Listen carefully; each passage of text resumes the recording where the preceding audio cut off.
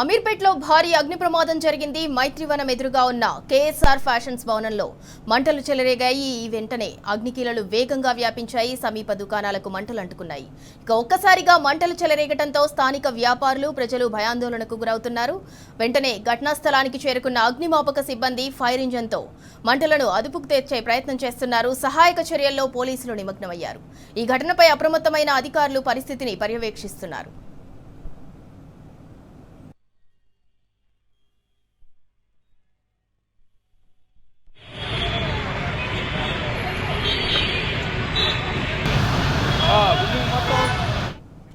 ఇక ఇదే అంశానికి సంబంధించి మరింత సమాచారం మా ప్రతినిధి సందీప్ రావు అందిస్తారు. సందీప్ రావు, అమీర్పేట్లో జరిగిన భారీ అగ్ని ప్రమాదానికి సంబంధించి అప్డేట్ ఏంటి?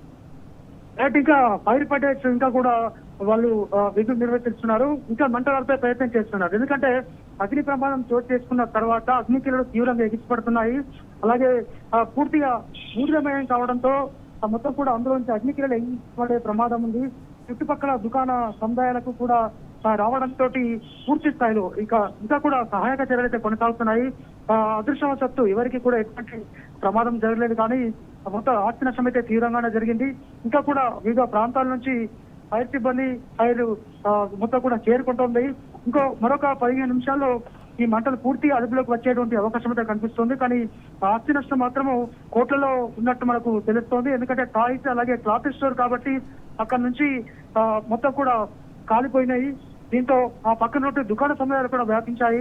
అగ్నికీలలు ఎగిసిపడడంతో కింద ఉన్నటువంటి దుకాణాలు కావచ్చు, పక్కన ఉన్నటువంటి అన్ని వాణిజ్య కాంప్లెక్స్ మొత్తం కూడా పూర్తిగా కాలి బూడిదైపోయాయి. అందులో ఉన్నటువంటి సామాగ్రి మొత్తము కాలి బూడిదైంది. దీంతో అక్కడ ఉన్నటువంటి సిబ్బంది వెంటనే అప్రమత్తమై ఈ ఘటన జరగగానే అంతా పక్కన ఉన్నటువంటి దుకాణ సముదాయ వాళ్ళని అప్రమత్తం చేశారు.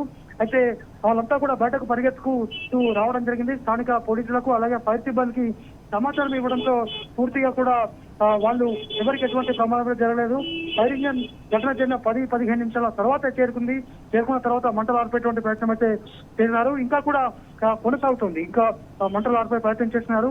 భవనానికి నలువైపులా కూడా, ఎందుకంటే పక్క భవనాలకు వ్యాపిస్తున్నాయి. ఎండ తీవ్రత కూడా అధికంగా ఉండడం లాంటి కారణాల దృష్ట్యా మరింత ఎగిసిపడే అవకాశం ఉంది. దీంతో నలువైపులా కూడా ఫైర్ ఇంజన్లు మంటలు ఆరుతున్నాయి. చుట్టుపక్కల వారిని కూడా అలర్ట్ చేశారు. ఎందుకంటే ఏ నిమిషంలో ఏ భవనానికి వ్యాపిస్తుందో తెలియనటువంటి నేపథ్యంలో అందరినీ అలర్ట్ చేశారు.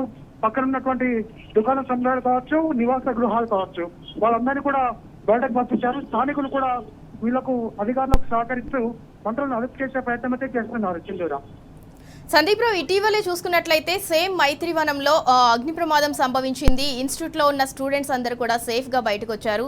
మళ్ళీ అలాంటి అగ్ని ప్రమాదమే చోటు చేసుకుంది. ఎందుకు తరచుగా అంటే అటు ఎండల వేడిమి వల్ల కావచ్చా, లేదంటే సేఫ్టీ మెజర్మెంట్స్ పాటించకపోవటం వలన ఎందుకు అగ్ని ప్రమాదాలు సంభవిస్తున్నాయి తరచు?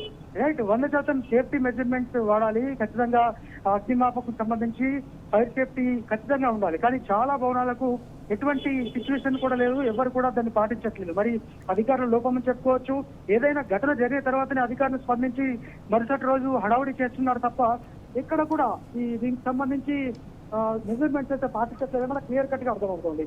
ఇప్పుడు ఈ ఘటన జరిగిన తర్వాత కాసేపటికి మనకు క్లియర్ గా అర్థమవుతుంది. ఎందుకంటే ఈ ఘటన జరిగిన తర్వాత రేపు ఫైర్ సిబ్బంది పూర్తి స్థాయిలో తనిఖీలు నిర్వహిస్తారు. అప్పుడు మాత్రమే కేసు నమోదు చేస్తారు తప్ప వీళ్ళు చేసేదేం లేదని మనకు అర్థమవుతుంది. దాదాపు 4 నుంచి 6 ఫైర్ ఇంజన్లతో పాటు ఇతర మన హెచ్ఎండిఏకి సంబంధించి సివేజ్ బోర్డుకు సంబంధించినటువంటి ట్యాంకర్ల ద్వారా కూడా నీరు సరఫరా చేస్తున్నారు. ఈ పక్క వచ్చేటువంటి నలువైపులా కూడా పొక్లైన్ల సహాయంతో రోడ్లు మూసివేశారు. ఎక్కడికక్కడ ట్రాఫిక్ అయితే మళ్లించారు. ఇసఫ్గూడ నుంచి కావచ్చు, ఇటు టువర్డ్స్ పంజాగుట్ట, అలాగే ఇటు కూకడపల్లి నుంచి వచ్చేటువంటి వాహనాలు మొత్తం కూడా డైవర్ట్ చేశారు. మొత్తానికైతే ఇంకా పొగలు తీవ్రంగా ఎగిసిపడుతున్నాయి. పూర్తిగా బట్టలు అన్ని కూడా దుస్తులు కాలిపోయినటువంటి ఆనవాళ్లు మనకి ఇక్కడ సిచ్యువేషన్ అయితే కనిపిస్తుంది. మొత్తంగా ఇంకొక 10-15 నిమిషాల్లో మాత్రము ఈ మంటలను అదుపులోకి తెచ్చేటువంటి ప్రయత్నం కొనసాగుతుంది. భారీ క్రేన్ సాయంతో ఫైర్ ఫైటర్స్ మొత్తం కూడా ఆరిపోయేటువంటి ప్రయత్నం చేస్తున్నారు. అదృష్టవశాత్తు ఎవరు లేరు కాబట్టి ఎటువంటి నష్టం జరగలేదు, ఎవరికి చిన్న గాయం కాలేదు. కానీ ఆస్తి నష్టం మాత్రము తీవ్రంగా జరిగింది. Sindhura. Right, thank you Sandeep Rao.